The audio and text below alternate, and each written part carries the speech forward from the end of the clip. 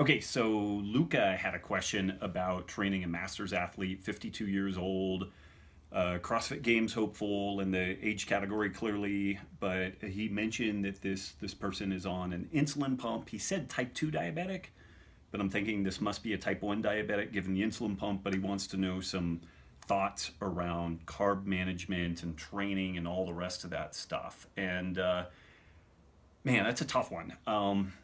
The stress of CrossFit is such that you really need to dose with a lot of carbohydrate.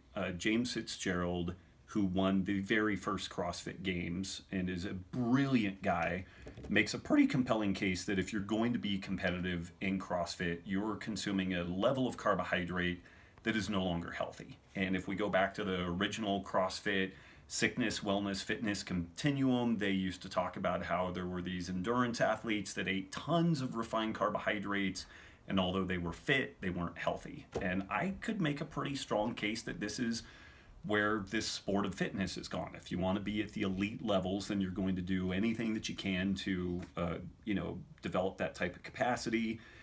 And that just means fueling in a way that may be pro-inflammatory and difficult. And that's if you have a functioning pancreas. If you are dealing with this problem of managing not just the carbohydrate boluses that are going to be necessary to do this, but the stress-induced carbohydrate release that pings the liver and causes elevated blood glucose response, it's a hell of a challenge. I've written maybe 3, 4 blog posts on type 1 diabetics and how to manage CrossFit, and my recommendation is generally don't do it.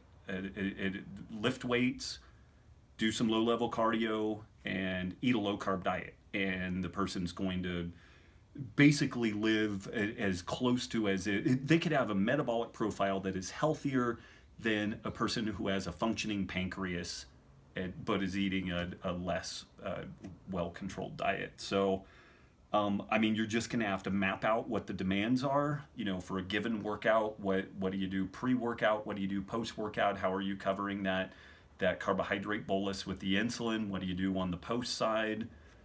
It's a really hard thing to do. And personally, I would be nervous doing it. That would be a lot to manage.